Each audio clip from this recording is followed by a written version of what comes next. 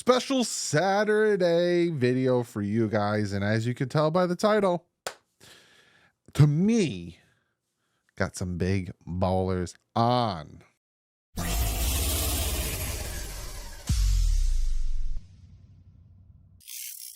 What is up, fans? Yes, I have OJ McDuffie and Seth Levitt from the Fish Tank on for the final collab before the season starts. First and foremost, before we jump into this, I want to thank everyone that came on and did the collabs for the past 2 weeks, 3 weeks, give or take, with Alf, Richmond Webb, Tobin, Reason, Jason Sarney. We had Ace Perhead, Curtis, and now we ended off with probably my favorite, but I love all the guys, but I'm very happy to get the guys from the Fish Tank. And you'll hear, first off, hilarious conversation between me and the two guys. Like it's like just chatting with some of my friends. But they have a YouTube channel. Normally their stuff would come out on the Miami Dolphins YouTube channel, but they have their own YouTube channel. And it only has 200 subscribers. So I need you guys to do me a favor.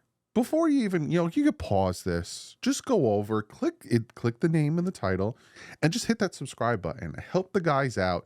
At least get them over 1,000 subscribers. It would be amazing if we can get them to 2,000 subscribers.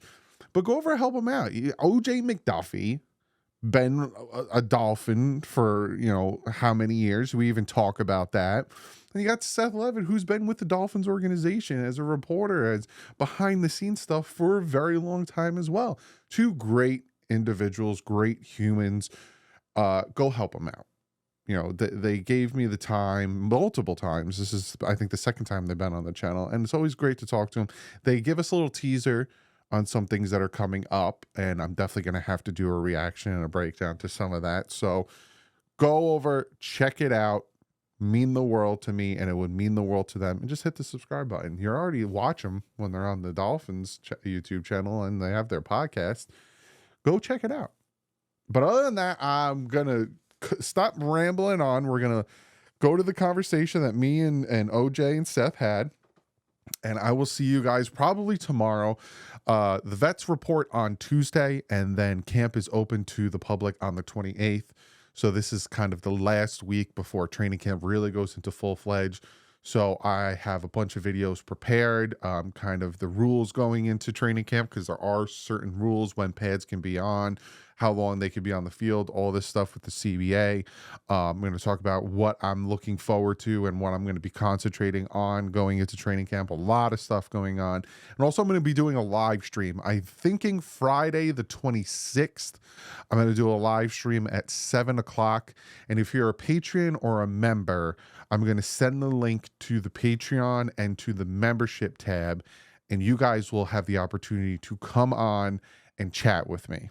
Now it's going to be kind of like a call-in thing where you'll call, I'll pop you on, you ask me a question, and then, I'm going to hang up. You ever listen to the radio where they're like, ask a question, I'll hang up and listen? It's kind of like that. You're going to hop on, because I want to get as many people in as possible. You're going to hop on, ask me a question, I'll answer it, and then try to get the next person in. So I think I'm going to do that Friday the 26th at 7 o'clock before training camp starts. But other than that, let's enjoy this chat. Again, very happy to work with these guys. I'm very happy to work with Curtis, Jason Sarney, Reason, Tobin, Richmond Webb, Alf. Thank you guys so much for giving me the time. Also, I've had Big O, the Dive Bar podcast, Omar Kelly, all great people on the channel. Love collabing with all you guys. But without further ado, as they say in French, let's listen to what me and the Fish Tank had to talk about. The last day of my collab series, you guys know I had to get the best of the best. The Fish Tank guy, Seth Levitt, OJ McDuffie. How are you guys doing? Couldn't be any better, man. Now that we're here with you, talking about the best of the best. So, Juice, I was just saying, like, Doug, how did you get this YouTube following up to what it is, man? It's insane. Like, you talk about the best. He's just killing it. So yeah, we need a blueprint, don't we, Big Sam? Well, it's kind of what I was trying to pick his brain before we started this thing. Get some tips. I'm going to send as many people your way as possible, because you guys deserve it. You guys do some fantastic. You talk to some of the best over there. I don't know how you guys don't have a huge following. I told you we haven't done anything on YouTube for like Right. 4 years, 5 years. And so I think we're a little bit late to the YouTube game, but excited. Is that to be showing here our with age, you. Big Seth? Are you showing our age right now, I bro? think everything we do shows our age. Everything. That's a fact. Breathing shows our age. I know. I hear a little wheezing. Which one? It's definitely me. That is definitely me. Juice is in far better shape. This was tough running around getting this mic set up. Oh man. Talking about the Miami Dolphins, though, we'll jump right into this. Somewhat of a new team. I've talked about this on my channel a little bit. The looking at who we've lost and who we've gained. Do you think the team has gotten better, worse, or do you think it's kind of the same with the talent that they brought in versus what they lost? Big Seth, you want me to hit it first? You can take it. We always these questions. We look at each other, right? Yeah. Who's ready to go? I'm going to throw the 5 fingers up, Dan Marino style. You got it, Juice. Well, I think no matter what, we've gotten better because I mean, you look at an offense that's in year 3 under Mike McDaniel, and we'll have Tua Tagovailoa as our quarterback. You got your skilled guys in Waldo and Tyreek, and you bring in Odell Beckham Jr. Your offensive line is pretty much the same. You bring in Brewer at center. Of course, Austin Jackson had a hell of a season for us, and Teron being back. Look at the backfield with Mostert and Achane, and you look at some of the guys we brought in, Jalen Wright.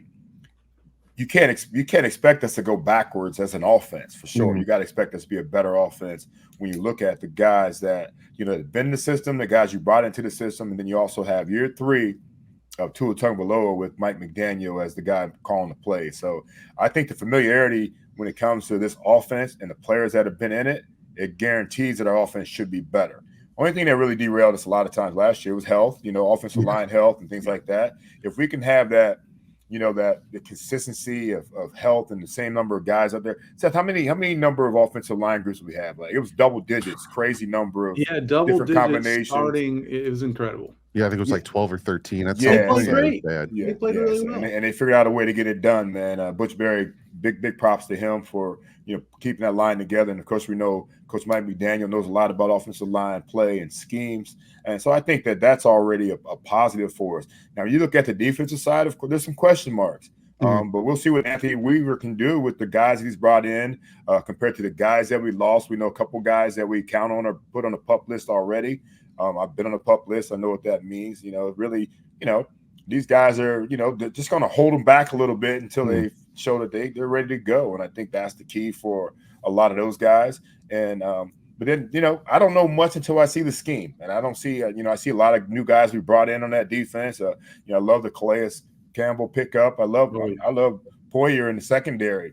Of course, I mean, hell, you got to say what you love about Kendall Fuller opposite of Ramsey. So and Snowman, Javon Holland, he didn't have the season I thought he would have. I think we figured out there were a lot of reasons that led to that, but I expect him to get back to that guy in the secondary that we thought he could be. Under this new defensive scheme. So I think we definitely got better. I mean, you lose a guy like Christian Wilkins, but you bring in a whole bunch of guys and see which one or two can fill that void. And I think that's the key. So we're a team that did not go backwards. You only lost a couple big time guys, obviously in free agency, but the rest is the same guys that we had before.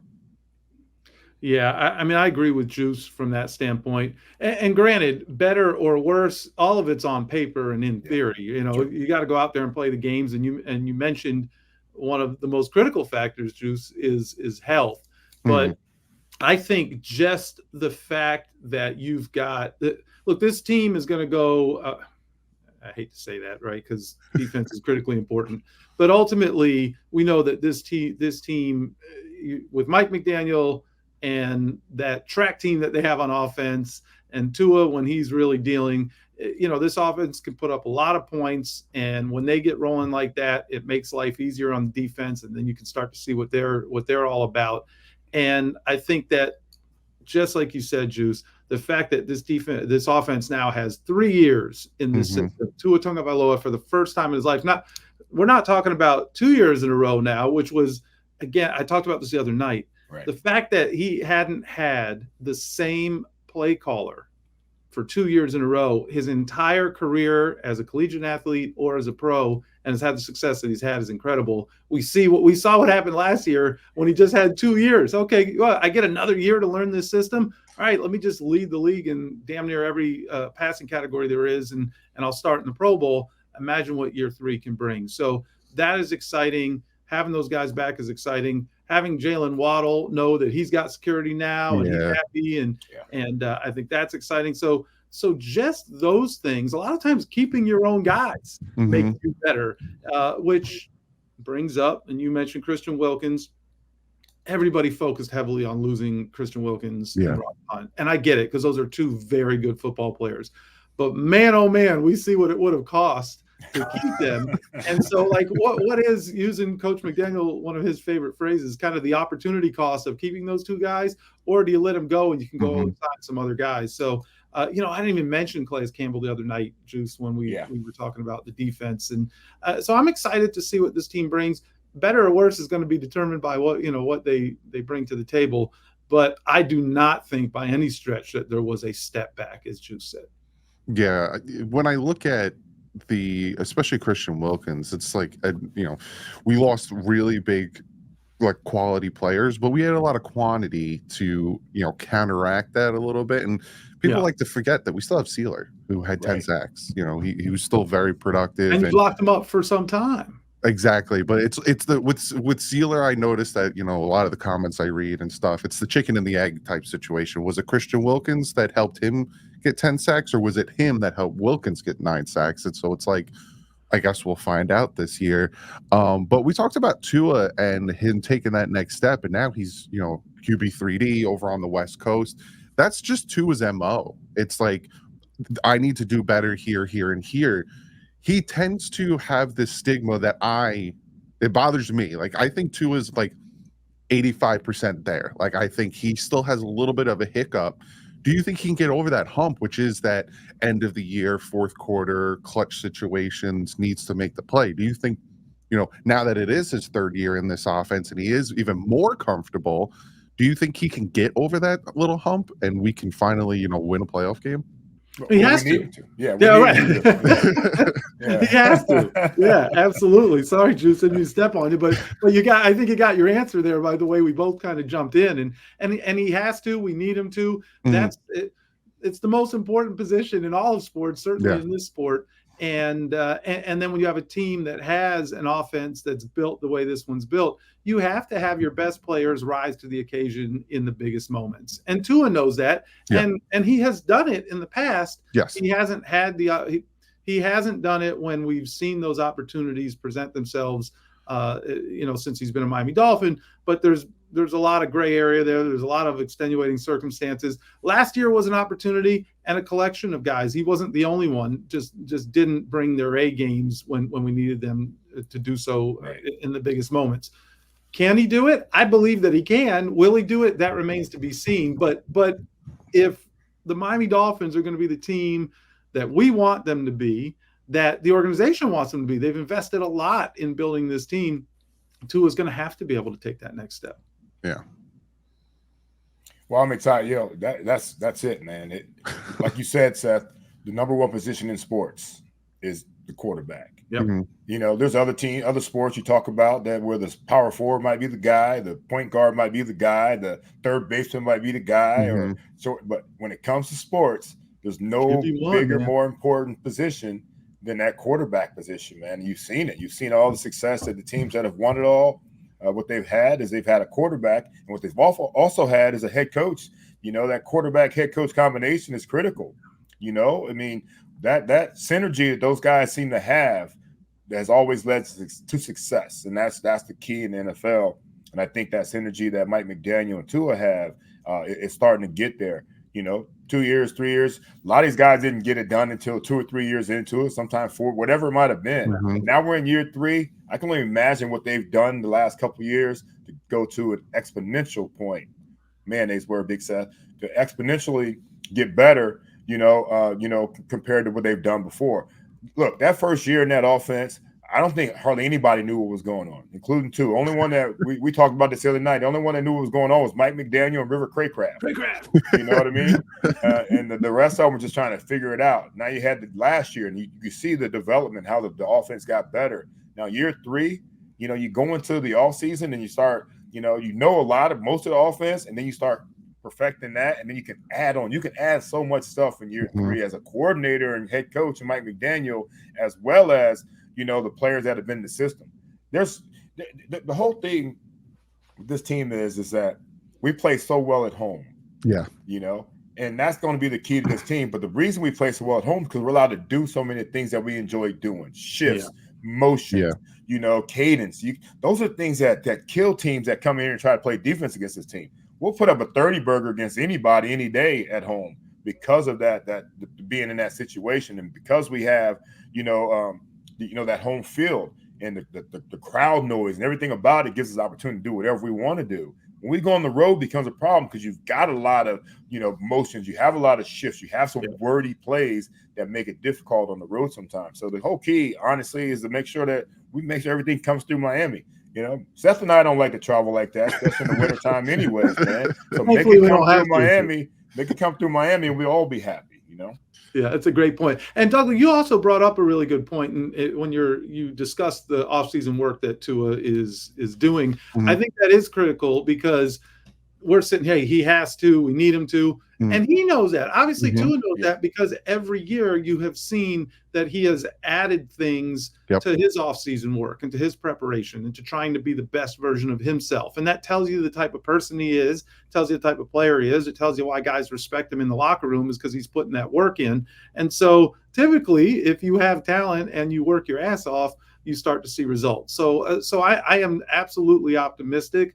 It is kind of funny for us in South Florida to hear the name John Beck and that our quarterback is going to take the next step because of John Beck. But John Beck, it's not John Beck, the quarterback, that we're not asking him to go line up under center, thankfully. What we're asking him to do is something that he's doing with a lot of guys. There are he's got quite a resume in terms of quarterbacks that he's worked with and has helped them take the next step in their game.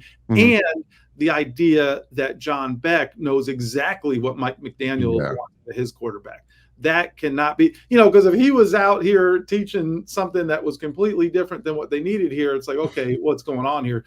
But the fact that John Beck has worked alongside Mike McDaniel, has been on a team that Mike McDaniel is a part of, understands the system, understands what the expectations are of these quarterbacks, and can help them develop their game within the system that they're going to be playing in, I think that's huge. So you kind of just mentioned it in passing the question, and it was such an important point that you made. I don't want to let that go. Yeah, and there are guys who were bad football players that ended up being really good coaches. So well, like most of them, right? I mean, I don't know what kind of a football player Bill Belichick was, right? Well, Coach Shula played, but I mean, he's not in the Hall of Fame. He is in the Hall of Fame, but not because he was Champ Bailey. He's not. He was defensive back, but he wasn't locking them down like Revis Island. Even Harbaugh, when he was the quarterback for the Colts, it's like he wasn't great, but now he's a great head coach. Hey, Mike McDaniel was a wide receiver at Yale, man. Let's go. Don't forget about our coach running routes out there. But he was the pull-up champion for sure. And so, that's a great point. That we cannot judge John Beck based on what he did or didn't do with shoulder pads and helmet. Right. Well, yeah, the whole with Tua, I've noticed that where there's always a stigma with him. He can't throw the deep ball. So he came back the next season. He's one of the best deep ball throwers. Yeah. He holds the ball too long. Now he throws it too quick, and he doesn't get to there's always these little things that have to be added on for him to be perfect. Whereas you look at the other quarterbacks, and no one's talking about injury prone Joe Burrow. No one's talking about Justin Herbert, who can't do anything. He put up great rookie numbers, and then you look at everything else, and it's like he needs everything perfect. He goes to the playoffs, couldn't score one touchdown in the second half, and they lost the game. So it's like I just find it funny that Tua always has these things piled on. Oh, he needs to do this. He needs to do this. Man. For some reason, he's polarizing. But even the idea, these questions that you're asking about taking the next step, winning in the big moments. they're saying the same things in Baltimore and Buffalo, by the way. And those are two of the nobody's arguing that those are two of the best. I mean, you're MVP candidates every year, those two guys. And so they've gotten a little further, but the reality is losing games at home, the big moments, teams that you think could win the Super Bowl, and then they can't get over the hump for whatever reason. A lot of times that reason starts and ends with Patrick Mahomes. But they're having similar conversations. So it's just something quarterbacks have to face until they do it. Yeah, seriously. Well, let's switch over and let's talk training camp, because training camp starts, 2 weeks? I know the We're going to see out here? Are you coming down? Oh, I'll be down there August 15th. I'll be down there for the joint practice. So hopefully I get to see you guys. We start next week, right? We're in the vets report on Tuesday, the 23rd. And I know they do little things here and there, and then it's open to the public on Sunday, the 28th. Is there any position that you are interested in seeing the most? Like, I did a whole competition series on like who's trying to make the roster, but there are some positions that are fighting for a starting job, like right guard, maybe even left guard, DT next to Sealer, even like third corner position. Is there a position that you're looking at, whether it's a competition or you just want to see how they're developing, that you're really interested in looking at in training camp? I'm always looking at one position only. I don't. You can look. Y'all can look at the rest of the team. Why are you wasting my time? Long snappers, all you want, man. But there's only one position that matters on the football field, and of course, that's at the wideout position, man. I mean, honestly, bringing Odell Beckham Jr. in, I think that's huge for us, because it's going to create so much more competition. We talked a little bit about River Craycraft. We don't need to talk about Waldo or Tyreek Hill. I'm looking for guys like Ezekama and see where they're going to be. The Washington kids, Malik and Taj. There's so many guys that Barrios being back. There's so many guys that are going to be fighting for, 4 or 5 positions on that wide receiver position, and we got so much talent there. That's what I love, man. The competition is going to be so stiff. What's going to be great about that competition is when they're going to go against some of our DBs, they're going to get better, because we don't have a lot of really bad receivers on this team. We got a lot of really good receivers. So the work they're going to get, these DBs going to get against our wide receivers, is going to be valuable when they go against other wide receivers in the league. So I think that the fact that we've got so many guys at the wide receiver position, and of course, knock on what we talked about injuries. You find some wood in here somewhere. We talked a little bit about injuries. If it happens, and it is probably going to happen, hopefully not to anybody and no major anything, but we've got guys that can probably step up and fill that void for the season or for just a week or two. I love that fact, because honestly, if we're keeping it 100, that's what Mike McDaniel really loves. He loves the wide receivers getting the ball in their hands. The running backs playing some wide receiver positions, getting the ball in their hands somehow. And that's the way the league is. The league is based off of, this pass game, this play action, there's all these things you have to do, but the ball's in the air a lot. So who's the most important guys? The wide receivers. Now you add Jonnu Smith along with Durham Smythe. Yeah. You've got some guys that really can go out there and play the tight end position. Seth and I love Julian Hill. If we're going to get into the run game, he just wants to hit somebody in the mouth. I don't even know if he cares about getting a target or not at time. So you look at those positions, the wide receiver and the tight end position, those are the ones that if we get into a shootout are going to make us the team that can hang in there with anybody. I'm just shocked by the answer. I know you were. I know you got you off guard there, didn't that big set? You weren't ready for that. Yeah, I mean, I've got to gather myself here. And look, the other part of that is, Juice, as you know, like it's going to be hard to go evaluate running backs. For the average person to go evaluate a running back, what are they going to bring to the table in training camp? Until those guys really start if you're thudding up, I'm just sorry. We get excited by long runs by running backs, but it's just harder, I think, for certain positions, that being one of them, to really see what they're going to get. And the receivers and the DBs is a great opportunity to watch and evaluate and get excited. For me, it's probably more on the defensive side of the ball. Linebackers maybe both inside and out. Yeah. I mentioned, Juice knows this. I felt that something needed to change with the inside linebacker position for a few years now. Very excited to see what Brooks is going to bring. I think a lot of people are. And then on the outside, especially, and we kind of all knew this was going to happen, but without knowing exactly when you're going to get Jalen Phillips and when you're going to get Bradley Chubb back, And then even when you get them back, when you're going to get the best version of those two guys, where's pressure going to be coming from? How, especially off the edge. That's why I'm very excited to see what Chop can do now and what the maturation process will be and how quickly it'll be, in this year one. Can he start to disrupt the passer and the passing game in general? I'm excited to see that. What does Shaq still have left in him? I want to see where they're going to bring pressure from. And I guess when I say that, it's like, what's Coach Weaver going to do? Because pressure doesn't have to just come from the traditional places. And so, Juice mentioned it earlier, we don't really know what the blueprint is. And so there are some question marks, more out of curiosity than doubt. And so I'm excited to see what that's going to look like, even though so much of what will be presented to us in open practices and even in preseason games will be, the quote unquote vanilla version of what it's going to look like. I still want to kind of see guys moving around and who we think is going to be able to bring some pressure. Yeah, 100%. And, talking about our new DC Weaver, he's coming from learning from very good defensive coordinators, and Rex Ryan, Wink Martindale, and now McDonald, who's became a head coach, also had a stint as a defensive coordinator with the Texans, which I don't really hold that against him. I know a lot of people want to look at that and say, like, oh, he sucks because of what happened with the Texans, even though the Texans had no one besides, J.J. Watt.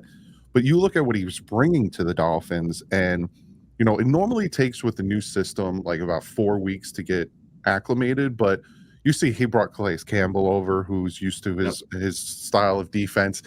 And the Dolphins before Fangio was a blitzing defense. So my question is it going to take 4 weeks, or because we have the pieces already here that fit his scheme, do you think it's going to take shorter than 4 weeks for them to kind of get moving and get acclimated to this new defensive scheme? Well, I feel like with the limited amount of time they will have on the field, that's where it's going to be, man. You learn all that on the field. You can do walkthroughs all you want. You can watch as much film as you want, but you're gonna need that those reps in practice. And they don't have as many reps as like when I played, on the field, and being able to know, almost like a mental telepathy would you have with a guy next to you, knowing which way he's going to go. You can look at him and and you can make a little like silent communication. Telling guys, where they're going to go. I think at the beginning, they're going to be very strict on what they do. I don't think they're going to be, skewing away from what the call is until they get familiarity with the whole situation and the whole thing.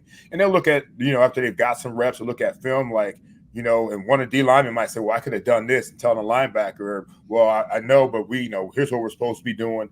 But eventually they're going to have that communication where they can go in there and they can see some things, and they can make the Junior Seau, like, Seth, you know what I mean? Junior say, I see something, Junior Seau could say, I see something. I see it. And the rest of the guys have to make an adjustment to it. I think they'll get that type of communication eventually.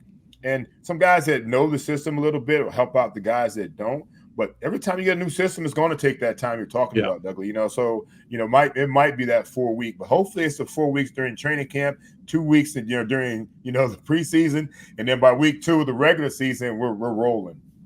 Yeah, but again, we're also waiting for a couple of studs to get healthy. So I think that those things, it almost might be like, as Juice said, you get through some of this time period, and maybe things start to gel a little bit. And then in waves, I think things are going to start to get better and better, and they'll be rolling. Hopefully, you want to be, how many times have we heard this? You want to be playing your best football at the end of the season. But I think that the way things are set up with this defense is that's probably going to be the case, which typically, Juice, isn't the defense usually ahead of the offense at the beginning of every year, just because of the learning curve and especially when there's new things happening.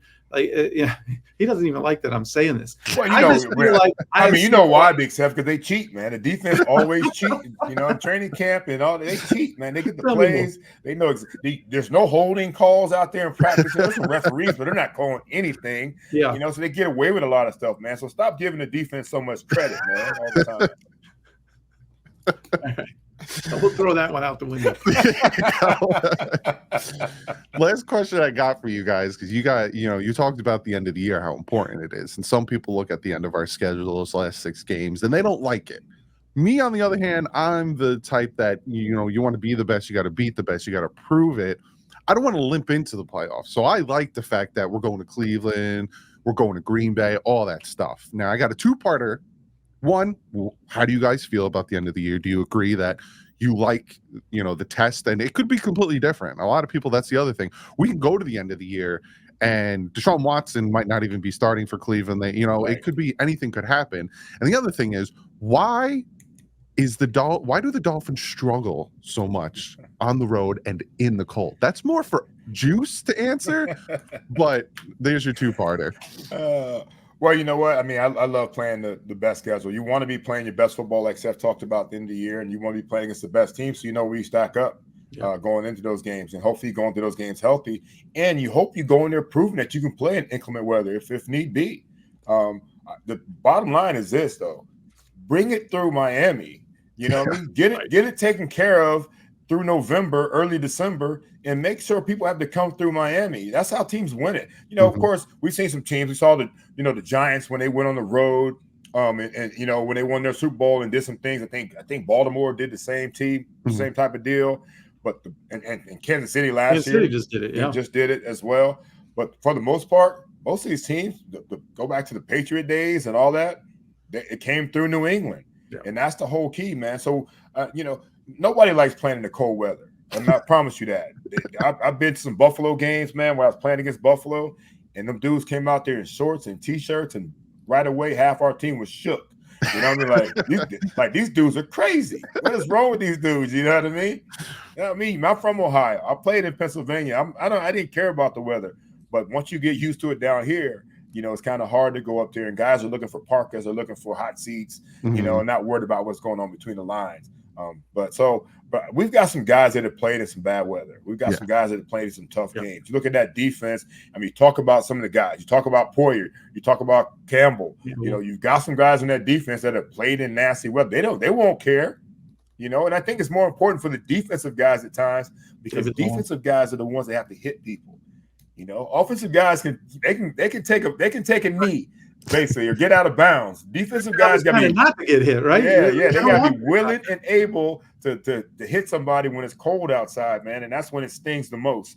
So I think we're adding the right guys with the right mentality when it comes to that. We got some playoff caliber guys that have gone deep in the playoffs that we brought in, and I think that's going to be the key, man. So the Dolphins have always had that stigmatism, you know, where it's like we can't play in cold weather. We just don't like playing in cold weather. So don't do it to yourselves, man. Play at home and, you know, and get it done that way, man. Because honestly, it's cold for everybody out there. It's 3 hours.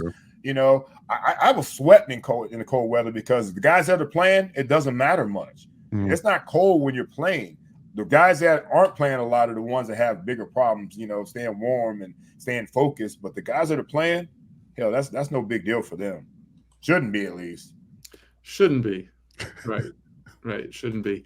Yeah. I mean, I can't answer the why other than the obvious. Like, we're down here in great weather, and it's the same reason why we have the running joke about Buffalo and everybody crying about it being too hot out. You know, I mean, it's what you're acclimated to. But Juice just nailed it. Is that, well, number one, you have to build your team to play in the division that you live in and exist in, and so for the Miami Dolphins, not in the AFC South, they're in the AFC East, and there's a whole fun story about the whys, but that means you're going to have to go to New York. You're going to have to go to Buffalo. You're going to have to go, you know, to play the Patriots, and you have to be prepared for that. And that's just in your own division. Everybody knows at some point you're going to have to go to Kansas City now because of as long as Andy Reid and Patrick Mahomes are there, that's going to be the case. Right. And so you have to be prepared for that. But this team was half a quarter away from, you know, they let their guard down against Tennessee, and I think it cost a home playoff game, which might have cost a second playoff game at the least. So, you know, that's it. Handle your business during the regular season so that you get to play a game here, and it's going to be the best chance. We've talked about how many years it's been since there's been a game, you know, a playoff team, a game won by these Miami Dolphins. And it goes back to when it was a home game, and it was an overtime game, and it was a punishing running back that still had a little bit left in the tank to kind of run through those guys who get to play indoors, right? Beat the Colts. If you think about that. So, I mean, all of those things become a factor. I'm sure that they talked about how hot it was on that field and how it was like, my God, we have to feel that bowling ball of Lamar Smith come down and hit us again. So it really is the same thing 20 plus years later. And it's handle your business in the regular season, win your division, right? First and foremost, win your darn division. Which gives you that home game, that first home game. Get that first home game. Kansas City, right? You know, I mean, just win your flipping division. You get to host a game at Hard Rock Stadium, and then we'll see what that looks like. Because we know that you're playing in January, it still could end up being 85 degrees here with 80% humidity. You just never know what you're going to get. And as you mentioned, how great does this team play at home? Yeah, that's the main reason why I come down and watch a game in November, because smart. Last year I came down in October. I went for the Giants game and I watched that horrible Hurricanes game where I left. It's the funniest story. I left. First off, it was a night game and I was just drenched. So that second week game against Buffalo Thursday night, it's still going to be incredibly hot. It's going to be so muggy, man. At night, it doesn't matter. You're right. I left and I got a phone call from one of my friends, and he was like, "Never go to a Hurricanes game again." I was like, "Why? We won," not knowing that we lost. But I don't go in October. I go in November, sometimes even December, and it's still hot down there. So, you know, a lot of people like to bring up that stigma that we do bad in the cold, but Buffalo doesn't want to play at 1 o'clock down here in September. They cried about it. And even though they beat us two times prior, all of a sudden this third time, it was a big deal. We saw the Raiders throwing up on the field. You know, it was black jerseys are no joke in this heat. Right? You're going to get that. You're going to get those dark jerseys around here. That's for sure. We're going to wear our whites. You're going to wear your darks, and you're going to sit in the sun. But guys, thank you so much for coming on. It's always a blast talking to you guys. You guys got anything lined up on the fish tank? Big Seth? Well, we've got, I think Jeff Dellenbach should be next week. Nice. We've got Big Deli. It was fun to talk to him when we have Liam Eichenberg now playing every position on the offensive line. Deli did that. He was one of the original guys to do that in 10 seasons here as a Dolphin, and just a lot of fun. I guess we can just talk about it, Juice. I'm not sure when this one's going to drop, but we had an unbelievable experience yesterday. We got to speak with Jason Garrett and spent an hour with him, and it was next level good, man. It was so good. You know, a lot of people, I'm sure, instantly think Dallas, which makes all the sense in the world. But Jason Garrett got his coaching start here with the Dolphins. He was the quarterback's coach in 05 and 06 under Nick Saban. He spent probably 6 games here, I think, in 04 in the locker room, as a quarterback on the roster. Yep. And so it was cool to kind of reminisce, to talk about some things that happened during that era that were incredible stuff. Incredible stuff. Such a smart guy, such a good guy. Great recollection of things that happened decades ago, and we can't wait for that one to drop. And then we're just going to keep grinding, man. Yeah, you guys get the greatest guests and put out the greatest stuff. So I'm going to try to get your subscriber count up, because you told me you were struggle butt city. So I'm going to tag it. Everyone go over subscribe. Do it. Because they go from Olindo Mare, they go Devon Bet. Like, if you can think of a Dolphin player you want them to talk to, they probably already talked to them. Right. It's true.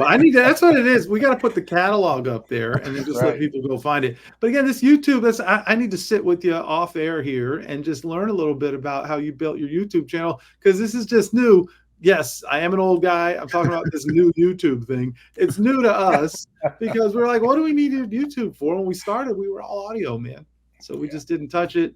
And, working with the team has been phenomenal, and their YouTube channel does pretty well. But we have an opportunity to put some stuff up there. Just put Brian Hartline's 2-minute drill up there. The Jimmy Cephalo 2-minute drill was an absolute blast. We had so much fun with Cephy. So we're just trying to put some fun things up there, have a good time with it, and learn from the best here, man. DouglieDoWrong is doing it all right when it comes to right. He's all right with us, Big Seth. Yes, he is. Plus that WrestleMania shirt. Is that the Ultimate Warrior? Am I seeing that? Look at that. Macho And the Man. Macho Man. Oh, you are the Macho Man, Big Oh, Steph. my You God. got to shoot him a picture. You're Macho Man, Big Oh, Steph. my Macho Man costume was legendary. That's awesome. It was legendary. I hate to brag, but I'm gonna brag on that. It was a winner, right? That was I was a winner. Before I was hosting. It took you 2 days to come out of character, Big Steph. We were trying to record a podcast. I think you were When you're this Macho damn Man. macho, Juice, it just takes a few. He was saying cream of the crop, 180. I'll send you something. You'll absolutely love it. Oh my goodness. But for real, go over, subscribe, help them out. Me and Seth, I'm going to have a little bit of a Q&A one-on-one. Tutorial. That's it. Where do I sign up for the DouglieDoWrong YouTube tutorial? We'll set up a Zoom call. I'll have a whiteboard. This is what you want to do here. This is what you don't want to do here. I love it. But I will talk to you guys soon. You're the man. Thank you. Appreciate you having us on, man.